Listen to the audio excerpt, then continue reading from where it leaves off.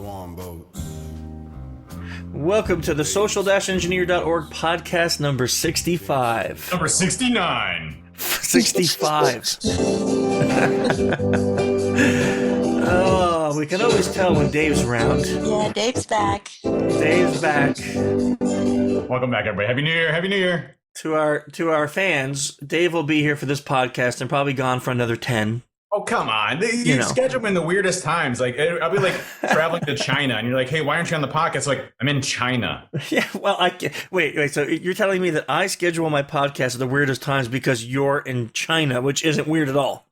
Well, I mean, I always did, like, you always ask, like, hey, can you make it something? I'm like, no, I'm in China. You're like, well, can't you make it from China? I'm like, well, it's China. It's like 12-hour difference. And you guys you wouldn't like me when I'm angry. Yeah, I don't know. How much time do you spend in China? Well, not a lot, but just the last podcast I was in China. That's all.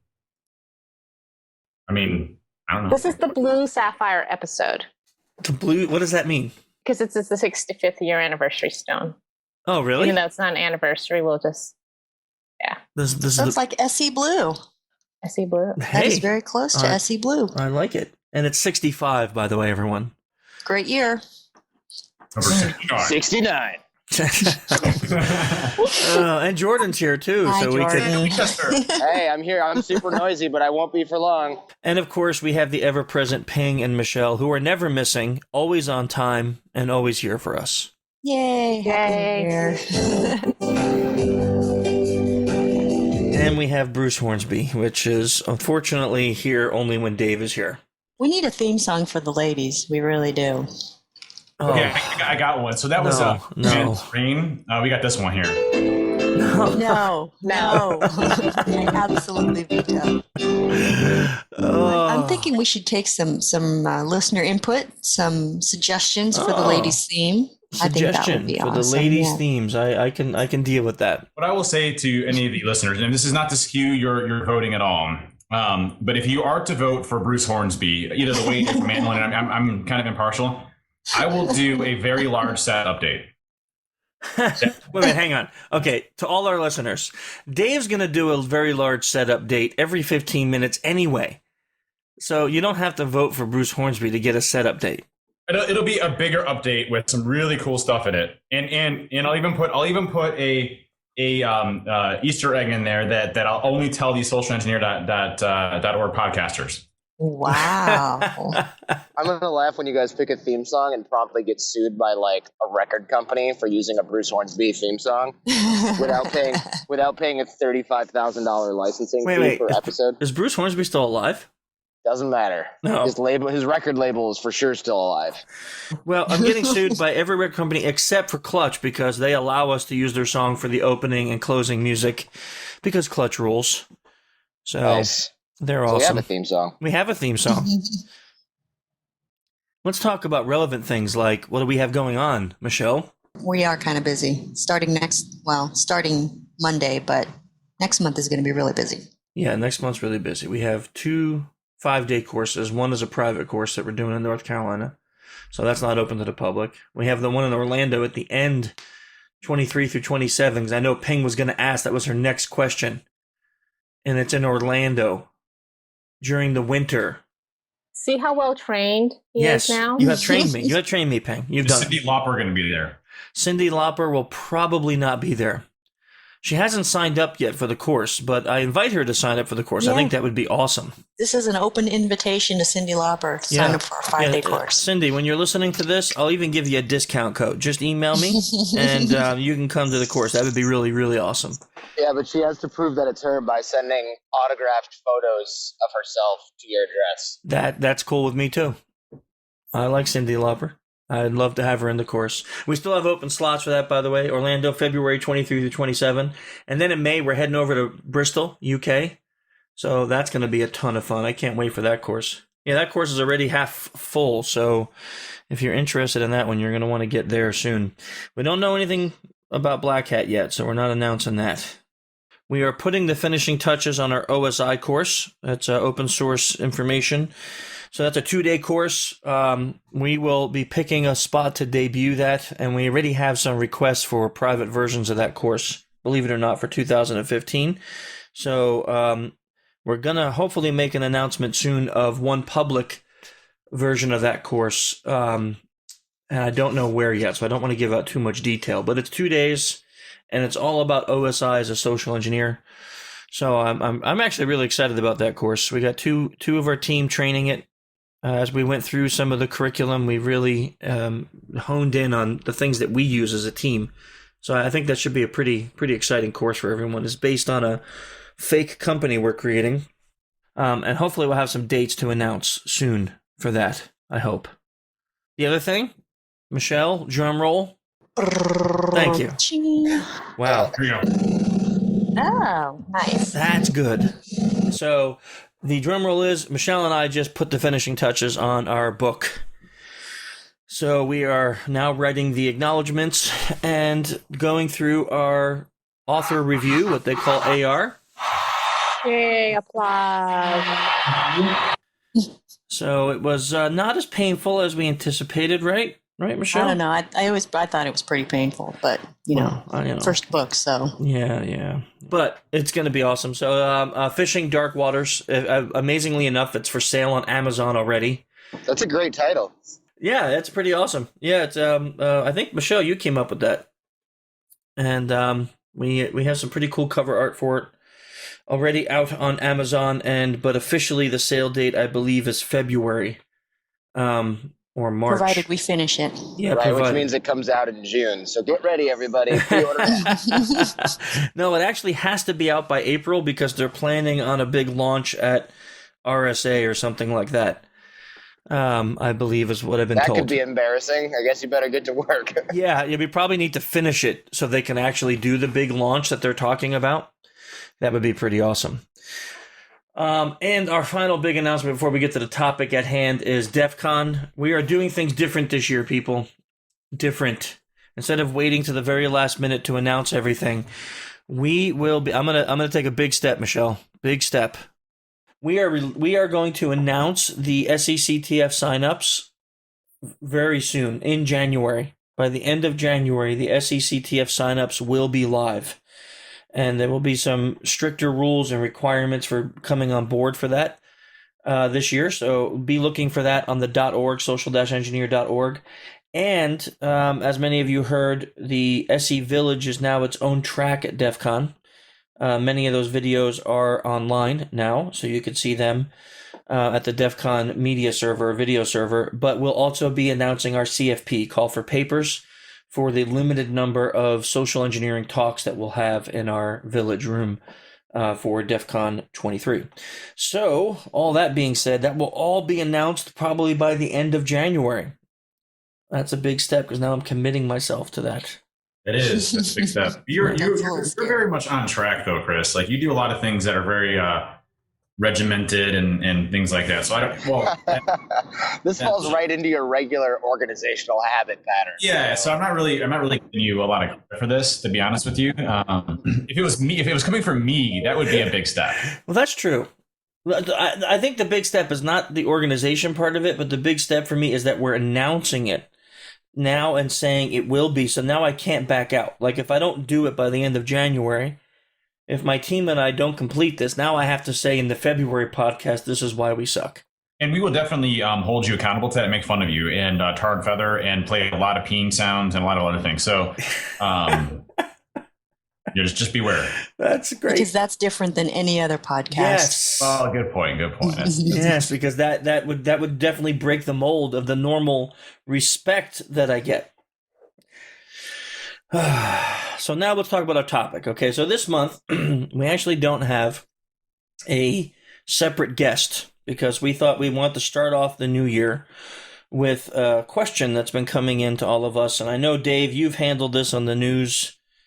People have been interviewing me about it and you and talking about the state of security, the state of social engineering, what we're seeing happening now in the market, and if we're going to expect to see more of it as 2015 is taking off now that we're in January already. So the question we're going to be discussing as a group is just that. Will we see more social engineering in 2015? Will we see more breaches, more security threats? will things get better? Will technology get better? Will protection get better?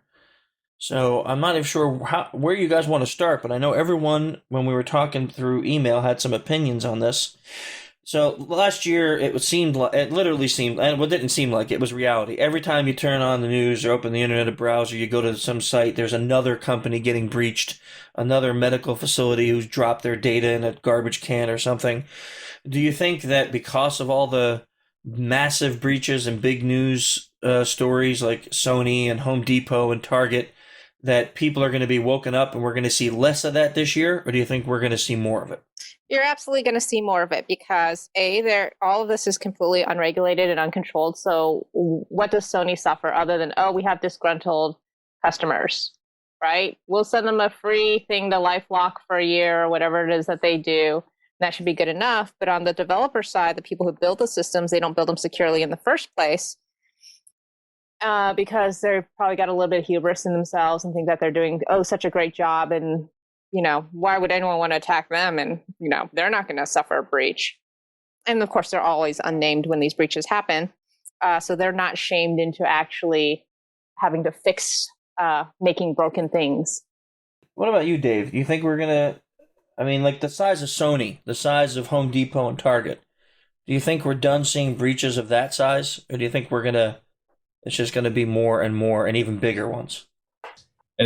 Security is really, I think, in the media more. It's in the news more, becoming more visibility. So it's no longer like an IT problem. It's a business problem. So I think that's really the first time we really started to see that. And I think we've been talking about that for years and years and years, where security is a business problem. We've been crying wolf for a long time, but we really haven't seen businesses focus on security as kind of being a major forefront for the success of the business. So I think that will start to change. And I think, everybody's been talking about Sony, to the very end, and I'm sure everybody's tired of hearing about it.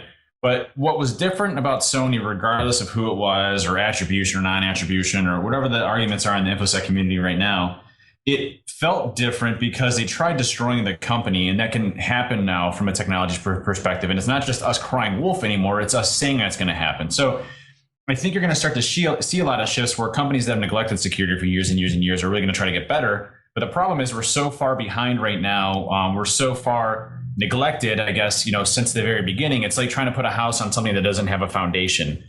So I think you're going to continue to see a lot of breaches happen this year, and up and coming for a number of years out there until we can get a good stance on what it really means to have a defensible position against these types of attacks. So I definitely see it increasing. Dave, just a follow up on that. Do you think that really people will wake up because of what's happened and they'll go, wow, I need to get my security in order? Or do you think we're still going to see ostrich syndrome? No, I think you're going to see both. I definitely think there's organizations that have ostrich syndrome, but I've already been to, I was in a board meeting before Christmas, and the Sony stuff was just coming out at that time, and I was talking to these board of directors, and they were all terrified not only about the company but themselves and their information that being targeted as individuals. If it's reaching the board level, it's reaching the executive level. That's where we need to be at from a visibility perspective. Information security, the problem that we've had in the past is information security is not a technology problem. It's a social problem. It's a person problem. So now that we have the visibility, what do we do with that and actually do things right? And I think, what we're going to see, and this is the problem that we have right now, is we're such an immature industry right now where, everybody's going to be like, okay, my executives told me now I have to build a security program. They gave me $5 million. I'm going to go buy this blinky light and this blinky light and this blinky light, and now I should be able to defend against North Korea. That's the struggle that we're going to have is trying to shift industry more to a people centric industry than a technology centric industry. And I think that's some of the struggles we're going to run into. No, I agree with that too, Dave, because just in the last 5 or 6 months, we've seen, and you've probably seen the same thing. There's 100 companies a day popping up saying, now we do social engineering. We do social engineer. And when you look at their offerings, it's like, they don't really know how to send fish. They know how to write phishing emails. They're doing automated phishing programs, things like that. Not really using. That's the big push, automate everything, right? But when you don't have a program established, you can't automate something. So, they're trying to skip that whole step of, education awareness programs, around, training users, being personal about it, being personal to your company, keeping them informed, helping them protect at home, all the fundamentals that we see work on an education program, to just automatic emails that get sent out and they feel like they've been abused. Those are the things we run into. Yeah, I'm with you. Okay, I think Jordan had to drop for a minute. I was gonna ask him about how it affects people in the non-security. We can say anything we want to about Jordan right now, right? We can't, because he's actually going through security, I think, at an airport, so he can't speak if he's even listening. Well, one thing I will say about Jordan is he is just a good-looking guy. I mean, I'm not like trying to be all weird or anything, but Jordan's a really good-looking dude, man. No, that's weird. So let's talk about security. So Michelle, now you and I obviously focus a lot on phishing, and if we look at just 2014, before we even get into 15 for a second, 2014, what would you say would be like the noticeable or notable trends in phishing over the last year? Wow. Well, based on what we've seen with our clientele, I think the biggest thing that we've seen is that everyone is being hit, everyone. And I think there's also an increase in sort of personalized and spear phishing as well, it seems like. And maybe not to the level of an individual so much, but the attackers, I think, are clearly doing some research into companies and they're Nigerian prince, I mean, clearly those are still out there and they work for a certain population, but I think what we've seen is that the people who are perpetrating are getting smarter, and they're thinking more about things that are going to make people react, and I think they're just getting trickier, and the stuff that we're seeing now is really, really hard to detect. We within the company, we pass stuff around, and there have been several times where I've sent Chris something and Chris has sent me something, and we're going, wow, this is really good. I don't know that if I wasn't in a hurry that I would catch this. So I think that's kind of a scary trend that we've been seeing, Chris. And yeah, spear level fish to me we have definitely seen an increase where they're just really personal for the person or for the company. Things that a company, I know one thing that Michelle and I were talking about recently is that companies will make public announcements about whatever. They're going green. They're buying some new technology. They're linking with IBM to buy these servers. And that will be the nature of the spearfish that the company gets. Something is, as you know, we're linking with IBM for these new servers, and we need you to fill out this form to make sure you're compatible with yada, yada, yada, whatever. And the spearfish will come in very personalized for that company. And they're getting higher click ratios because of that. More malware, Trojans, viruses, and I think the biggest one I've seen this year is credential harvesting. And in general, the stuff just looks good. It really is hard to kind of pick up on based on things like misspellings and bad grammar or lack of graphics. The stuff now is starting to look really pro. Yeah, like what Krebs was saying when he was on the podcast, that they have those customer service guys that they pay to proof check and spell check their emails, so they look more realistic. That is quite amazing. For me, one of the things that I've seen an increase in when it comes to attacks is multi-tiered attacks. And Dave, you may have seen this too, like where it's a phishing email that's followed up by a phone call, all with the goal of trying to get the victim to click on a link or enter credentials or something to that effect, but it's multi-tiered. Yeah, what's interesting, we busted an underground ring that was out of Romania that would send actually compromise like small partners of them, like that be either published on their website or whatnot. They would send trusted emails from these trusted partners for like lines of credit, things like that, and then they would call and follow up with a call center type thing, and very effective in wire fraud transfers, like in the millions. It was really interesting to see. Yeah, we were working with a company that had two interesting attacks from this one. It was a multi-stage one where they got an email that purported to be from like HR or IT, and the email would come in, and a minute later a phone call would occur, and it'd be like, hey, Dave, this is Chris down at IT. I just sent you an email with a PDF, and I need you to open that up because we're doing an upgrade, and I need you to check, yada, blah, blah, blah. And because I'm on the phone with you, many people just trust it and don't do the normal protocols, what they've been taught to check. They would click the email, open it, and it would crash, and they'd say, hey, it just crashed. What's up with that? Oh, man, I've been having problems. You know what? After lunch, I'll send you a new document. And the guy's like, okay, whatever. And they delete the email and go on. In the meantime, it was it was a Trojan. That to me was a big one that we saw happening all over the place. Another one that was on the increase was ransomware that was really malicious, corporate-based ransomware. Like we had a client that one of their employees downloaded ransomware. As soon as she installed it, it encrypted every drive connected to her computer, so even the network drive. So, of course, that indicates that there's a problem.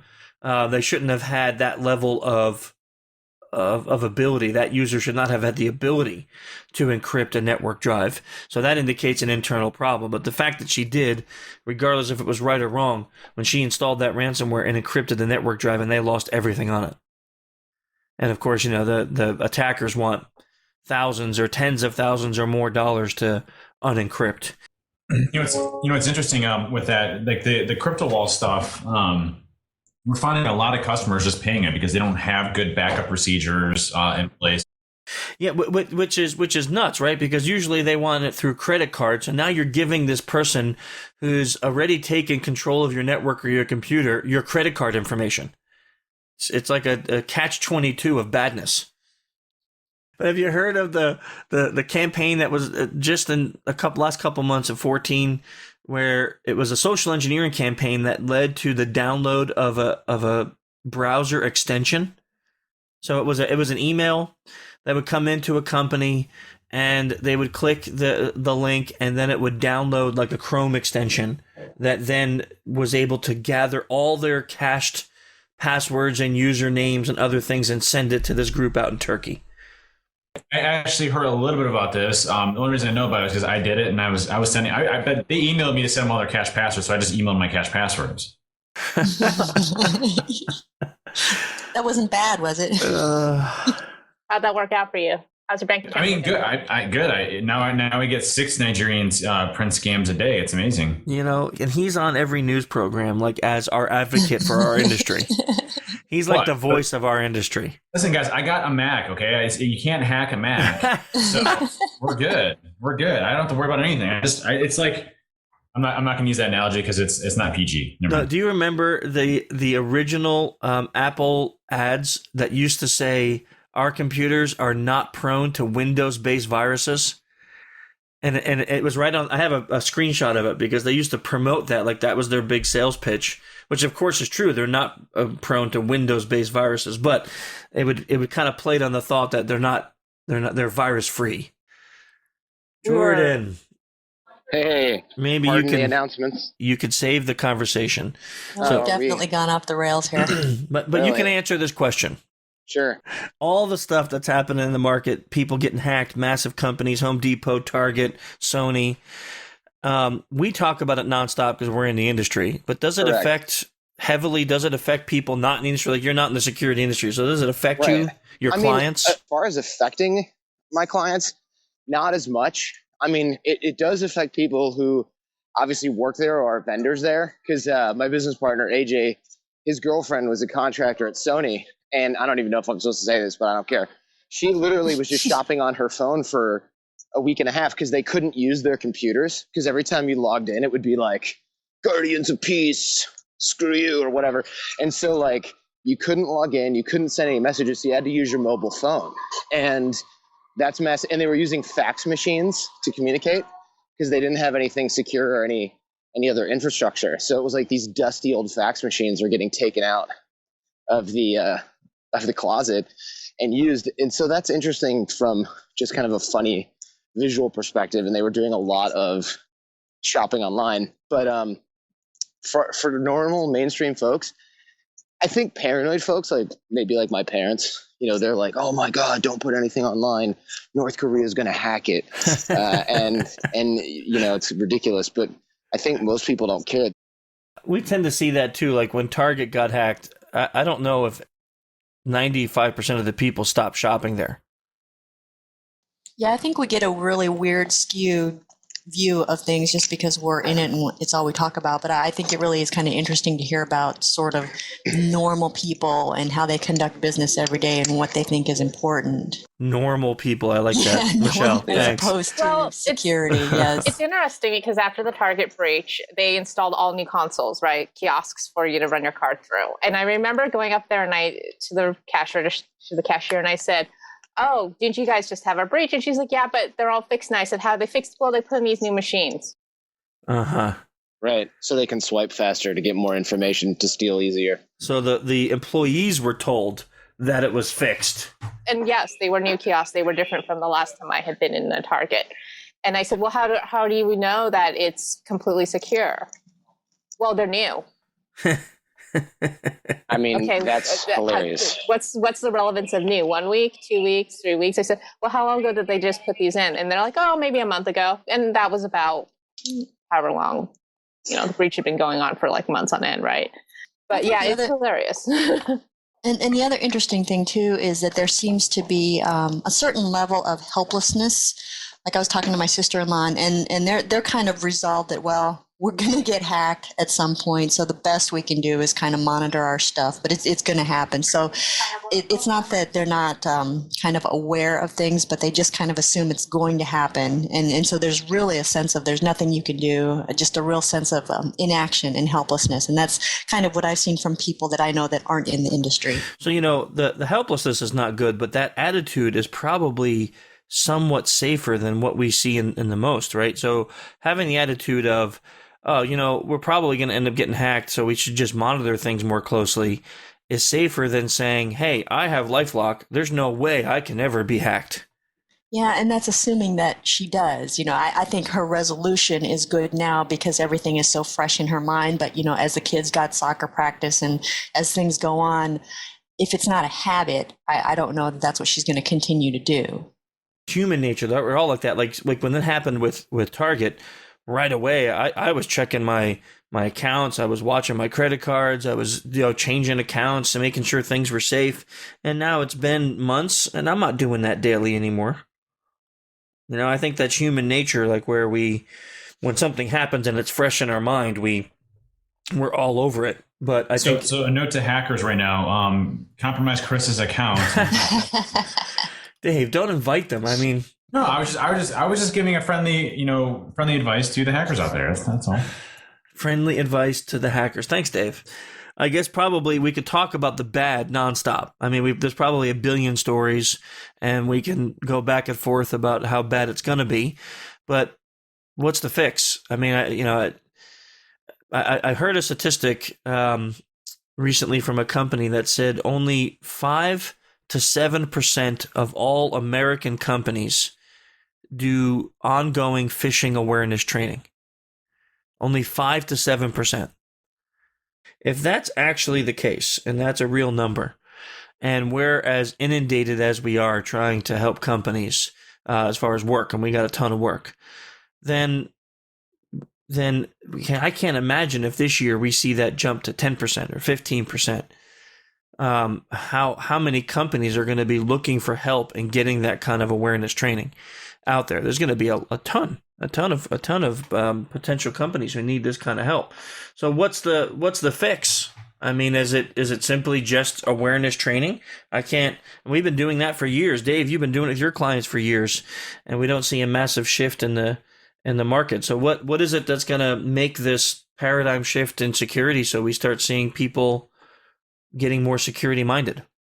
Well, is it a lack of people? I think is the main problem that I see. I mean, the security industry can't grow fast enough because we don't have enough talented people. So people don't really necessarily know what they need or what they want. And I think that's the problem we've had around the education awareness piece, which is, we don't have enough people to build those programs out, let alone communicate that it's the right thing for the organization to invest in. I mean, Chris and I, you and I have had that discussion a number of occasions where, to me, and this, it may sound a little bit biased, but I mean, education awareness to me is by far the number one best thing that you can implement in a security program. And when I was at a CSO of a Fortune 1000 company, the first thing I invested in was my education awareness program. It made a lot. It made a lot of success. So I think that's where we need to focus on, is the education piece around companies to show that it does have a significant return. And it's one of the best programs you can implement. Okay, so let's go on that theme. So now we say that we agree with it, and I can say probably for you and for us, our clients all go that route and they agree with it. That's why they're with our kind of company, because they focus on that. But now let's say there's a couple thousand companies listening to this podcast and they're like, that makes sense. I'm going to start looking for help in that aspect. Now there's a billion companies that offer security awareness education. And anything from silly CBTs that don't work to a DVD you pop in and people ignore. So how does a company go about choosing the right program for them that will have the most dramatic effect on their people? Well, I think one of the things that they need to get a handle on is understanding their population, right? Because we kind of agree that this is not a technology problem. This is a human-based problem. And if you don't really understand your culture, or if you don't have a good sense of what your people are going to respond to, you don't even have a starting point. So just like we talk about in our education, you have to baseline that to begin with. And, to Dave's point, the problem is lack of staff and educated staff and prepared staff. And I think that's going to be a problem that our industry is going to have to continue to deal with, because we are pretty immature in that respect. So if you don't have an understanding of where your people are and what they'll respond to and what's going to work, you can spend a lot of money and you can burn a lot of cycles looking for stuff and eventually abandoning stuff that doesn't work. And I think we've seen this too, Chris, is that we have seen clients that have tried things in the past and come to us and said, we didn't think this worked because we weren't getting any better with our fishing, or, we didn't understand why just sending out a fish once a year wasn't helpful. So if they don't have that kind of insight, they don't even have a place to start.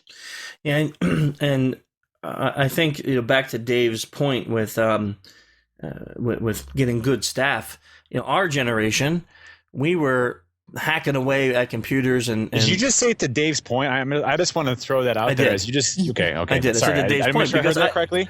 Hey Dave, you and I agree with this. We agree on this, right? And you probably have the same problem when you're hiring people. Do you find good, highly skilled? No, I think the what we're seeing coming out of colleges, the security programs that they teach are not effective. They're antiquated. They don't really teach real world situations, and that's where we have a big gap between the academic teachings and what's really practical of what's happening out there. And that's a whole other issue in itself is the training piece. I mean, there's no real good training courses out there just for helping on that and to actually train and teach. Yeah, and that's kind of what we're experiencing. So when I'm looking to hire people, it's almost like I'm looking outside of my industry for people who have human-based skills that I can then mold into the social engineers we need as part of our team. Because coming out of the colleges, there's not hands-on practical application. Yeah, a lot of book knowledge, a lot of head knowledge. They can answer any question you throw at them, but then you give them a problem. Here, fix this. How do you do this in real life? And all of a sudden, there's no book answer for it, and they're lost. So I know we can't fix that just discussing it here on the podcast, but it's something that to me is a very close and personal matter. Is that when we look at the state of education today, both for companies, security awareness, and the universities, we're not seeing that we're producing the high level of skill and talent that we need in order to help fix this problem. And yet, we pretty regularly get inquiries from students that want to know, how can I best prepare to be a pen tester? How can I get into the career field? So a lot of it, I don't think, is lack of desire on the part of people to be good at what they do and to enter the industry. For sure. I agree. People want to do it, and they want to do a good job, and they want to prepare well, but they just can't find the programs that let them do that.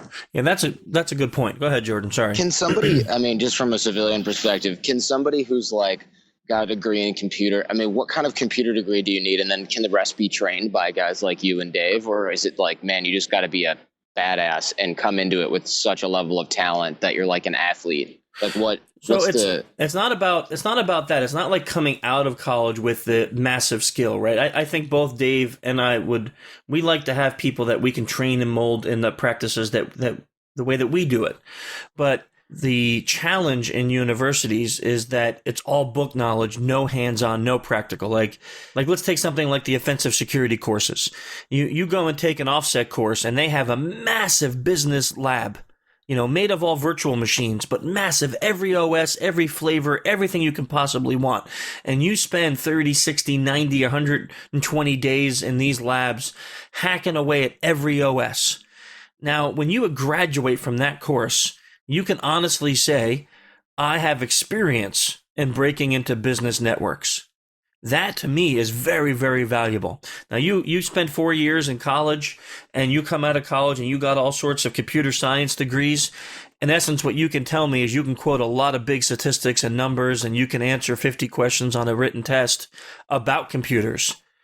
Well, and that's the thing, Chris. Like, when I look for somebody, at Trusted Sec, I don't look for that master's or that bachelor's degree in computer science. If they have an OSCP, I'm very intrigued. If they have an OSCE, I'm very, very interested in them off the bat. I mean, instant credibility in my book because it requires a significant amount of time, investment, and you have to understand what it is to be a pen tester or an attacker to do a lot of those course materials. So, and that's the thing. Like, I think that's where you see the big gap between academia and the InfoSec career is that academia is structured as normal courseware where the industry itself moves so fast and changes so fast that you almost need a dedicated organization like OffSec or folks that are continuously practitioners in it to be able to train that type of information. So it's a big gap we have in the industry and especially for new kids coming through. And it's not to say that you shouldn't go to college or you shouldn't do those. Those are absolutely beneficial. But at the same time, I mean,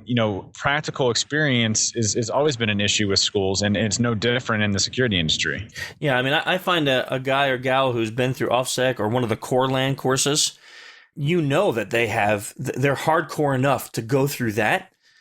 They have the skill that's needed to be an actual pen tester. I was gonna say for us, there's nothing like that, and this is gonna seem like a shameless plug, and it kind of is, but there was nothing like that for social engineering, and that's why we created the 5-day APSE course with a practical hands-on certification, because I wanted to have something where people can say when they graduate from our cert that they actually did a live social engineering penetration test on a company. And that way, when that takes off, hopefully like Corlan or OffSec, that people can sit back and go, yeah, right, I trust that course, that they actually did vishing calls. They did information gathering and profiling of people online. They had to break into VPNs and things like that. That kind of stuff. They did run around Las Vegas asking girls their bra size. You did. Social engineering class. You did, and that's the kind of stuff that people do not want to say that, like they want to think it's impossible, but then you find someone who figures out the way around that, and it's like, hey, that's not that hard. We just did that. It's amazingly easy, and that is what makes a good social engineer: is looking at a problem that looks impossible and finding out the easy solution around it. I think we experience the same problems, Dave, when we're looking for people. And the people in I hate to use the word because it makes it sound so old, but like our generation that have that practical hands-on experience are now either set in their jobs, have their own companies, or they're dwindling in number. Right. Well, and not to sound all old again and everything, but I mean, Chris, I remember you and I sitting inside an IRC chat room, a number of years ago, talking about how social engineering was going to be the big thing. And it was never a thing that was included as part of testing. Like no one ever did social engineering pen tests or, education awareness programs around technology or practical technology around protecting yourself because it wasn't a big thing then. But, there was nothing ever formalized about that. So we were kind of creating it as we went along, I guess, and it allowed us to kind of create that experience ourselves. But at the same time, the industry is now very formal. I mean, at least it's getting more formal. I remember, Dave, on an interview with you with CSO Magazine, and we were talking about how this was like 6 years ago, how like SE is going to be the next biggest vector. Yeah. Yeah. And then they went out and they got Nickerson and Joan Goodchild. And she walked around with Nickerson outside that building, and he showed how he would break into this building. And it was this huge article. We got so much press for that because it was all about SE. And then it went away. People did, that's nothing real. People don't really do that. And now look at it. I mean, it is the vector that everyone is using to break into every company.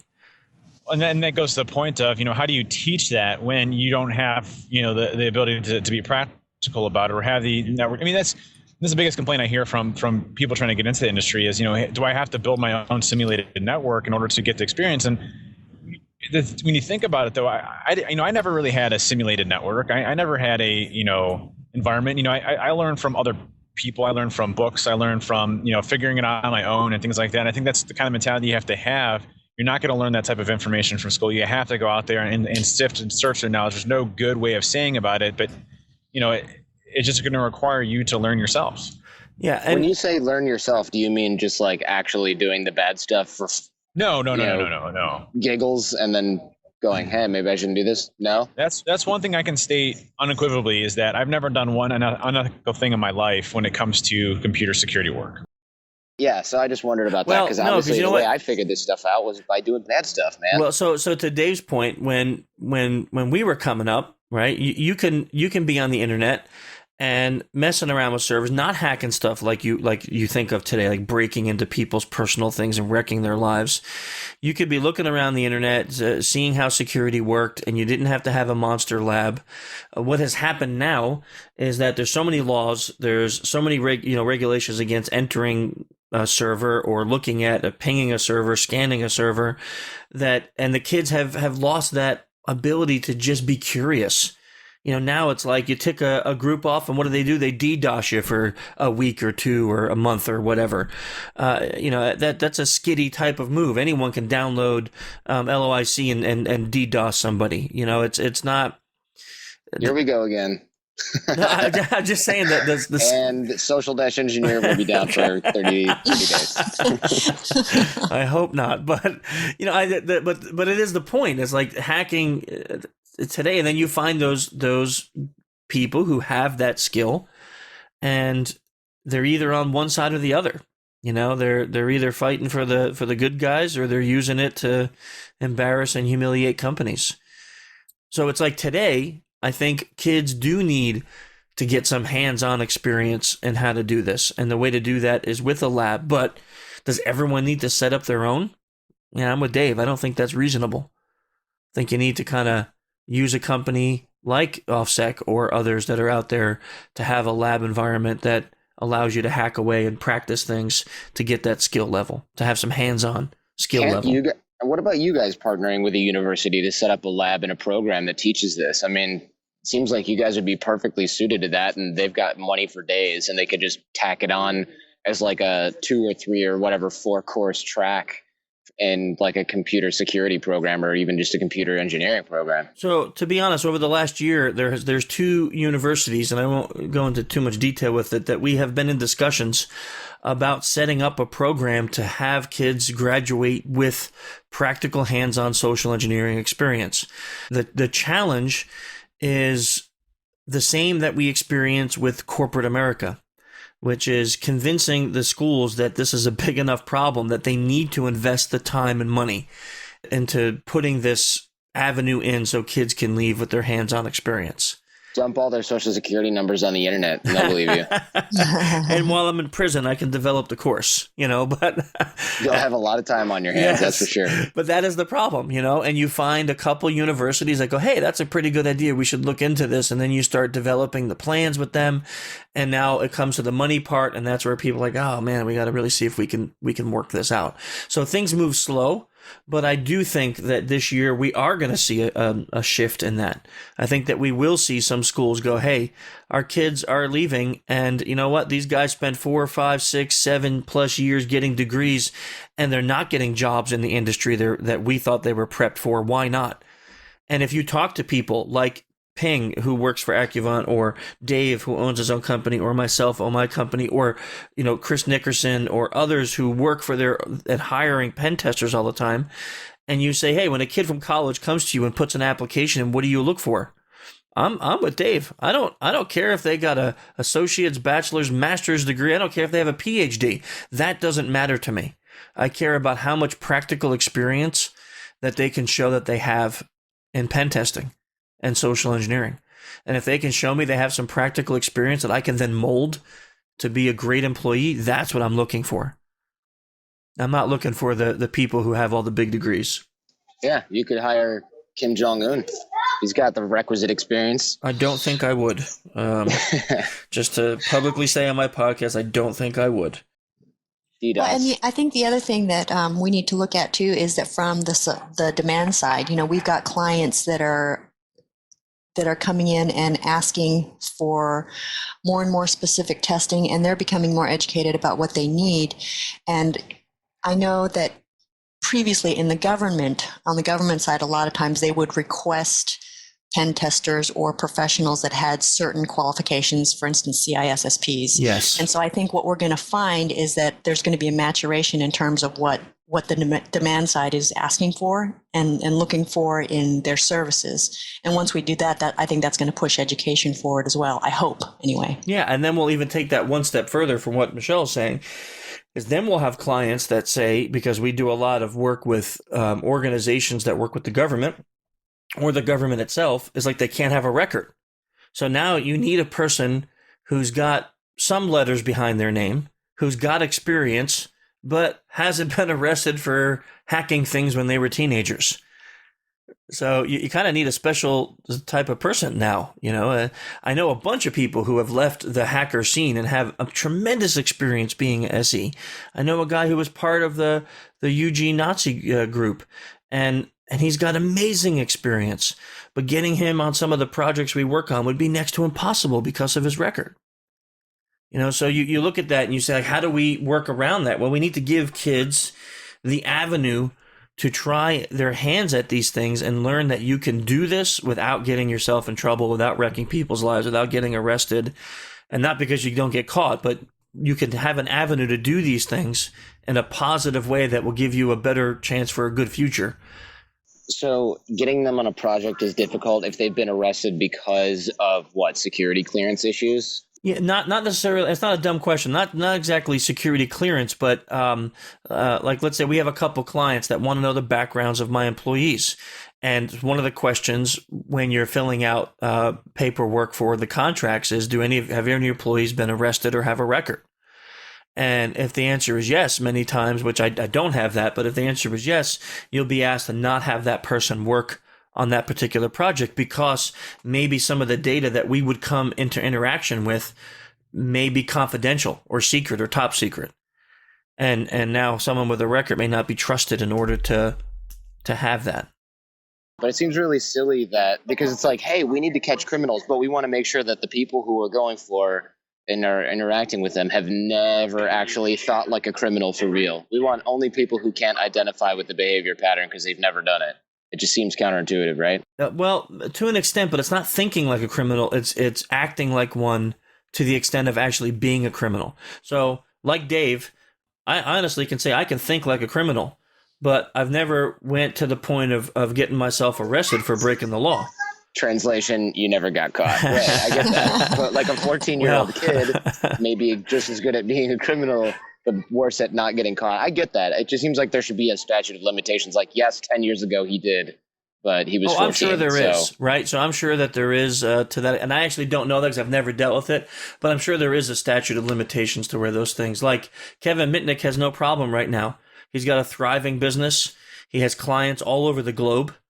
And yet, at one point, he was the most sought-after hacker in the world to be arrested, right? And he spent time in solitary confinement. I mean, for the love, that's unbelievable. Solitary confinement for months and months because they didn't trust what he can do if he got near a phone. That's why he loves to talk to people so much now. He's making up for lost time. Yeah. But he's got no problem with his business, right? And he has a federal criminal record. So there is a statute where, but there are some jobs that he may never be able to work on because of that record. So, we try to say, look, try to find an avenue to learn these things, to do these things, to practice these things without having to break the law. And I think if enough people are asking and inquiring, that will push universities to have to say, hey, we need to look at some of these programs. We need to implement programs that are going to help our kids leave the colleges with some hands-on experience. Because what Dave was saying, I guess his internet dropped. He just was telling me what Dave was saying to the point is that we're going to see a lot more companies coming up now in 2015 saying, okay, we got the point. We're probably not prepared. We need to get prepared. Help us. So now when that happens, you're going to have 1,000% increase in companies coming up on the market saying, hey, guess what? We do this.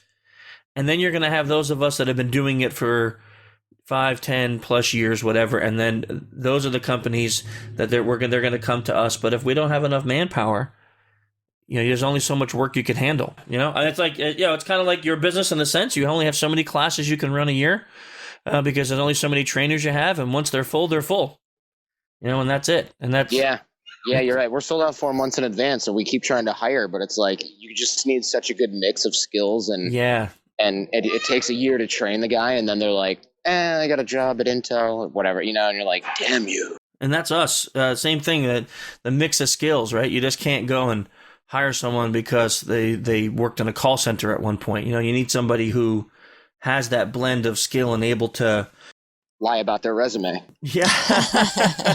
That's usually a job requirement for me. If I hired Michelle when she totally lied to me about everything she's ever done, and I found out later on, then I hired her right away. Just kidding. And then you were stuck with me. Seems That's legit. weird. Yeah, and then I was stuck with her forever. She made me sign like a 10-year contract. That's how good she is. That's how I roll. Well, we lost Pang. You're getting on a plane soon, huh, Jordan? I am. I'm literally about to get on the plane. I was just about to say my farewells. As the same. Happy New Year, everybody. I'm glad to be back in touch, and I hope this was information-utational. Yeah, I think it's good. And I hope you have a safe flight. Thanks, guys. Bye-bye. We'll talk to you later. Jordan. Well, Michelle, as it always ends, it's you and me. It is. It's you and me, kid. Always ends up just being us two on the end of the podcast for some reason. Maybe I need to hire Dave and Ping so they can't say no anymore. So I think it was good. I think I wanted to start off 2015 with at least a discussion to set the theme for this year about the things we're going to be talking about. I got some exciting interviews lined up. I don't know exactly when in the scope these will, but just for the future so the listeners can understand. I got a lady who, this is a really interesting one. She used to work for the CIA, and now she's a stand-up comic. Yes. That ought to be interesting. Yeah, so we're gonna have her on. If you haven't heard about Ruben from Prudent Games, he's a little 8-year-old kid that gave his first InfoSec speech at DerbyCon this past year. He is amazing. He's just, it's to me, that's the kind of gives me the hope for the future of InfoSec. If we can have more kids doing the kind of things he's doing, and I really want to talk to him. I want to have him on the podcast and invite him on. And man, I don't even know if I should announce this one. I got one of the very higher ups from one of the large companies that got breached in the past 6 months, who's going to come on the podcast and talk about this breach and what had to happen right after, how they fixed it, what people can do to avoid being the next name in the news. So I'm really excited about that. And plus we got a bunch of others, but it's just an exciting year so far. I mean, 2015 just started, Michelle, and we're already talking about like June. Yes, we are already slammed. Talking about June. It's a good problem. The need for people who know what they're doing and have some experience doing it. Yeah, and I mean, I know I've said this once before in the podcast, but if you're looking around and you think you got the skill level, reach out, because Dave, myself, I know others who are always looking, and they'll maybe ask me, do you know anyone who does this? I got a couple clients who are always looking for people. So just reach out, and you never know what happens. And I guess in the meantime, protect your information and try to stay on top of the news. Seriously, watch the news, because you never know what's coming next, and be diligent about watching your records, and don't be stupid about how you use social media. It's probably the best advice I give people. Absolutely. Especially for the social engineering angle. But if you're interested in following us, it's Human Hacker on Twitter, or SOC Engineer Inc. INC on Twitter for the corporate account. If you're into IRC, we're on the irc.freenode.net network on channel Social Engineer. I know a lot of people have emailed me recently. It's not too active in there. It's really not. IRC usage has been really limited and down, but there are some folks on there who still talk about SE-related things. Website, social-engineer.com for all corporate-y nice stuff, and social-engineer.org for the Framework podcast newsletter and all the other information about DEF CON and things that will be coming up real soon. So until next month, we'll see you.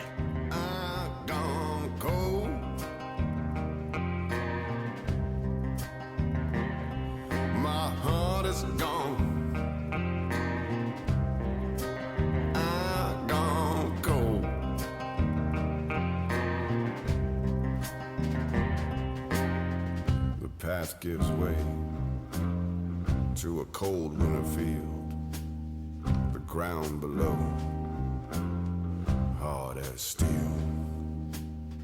Beyond the hill, a distant song, but that hill keeps going on and on. My heart is gone. I've gone cold.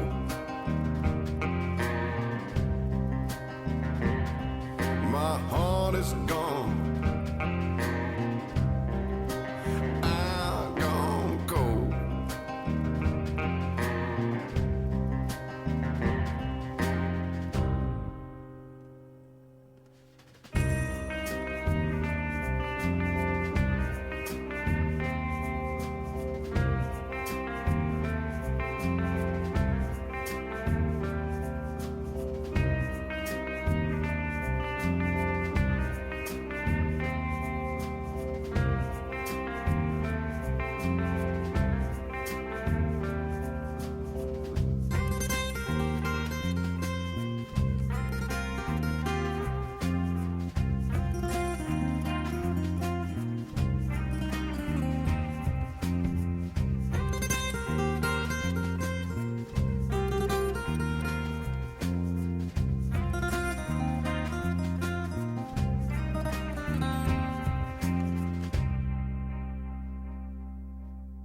Swan boats and daisy chains.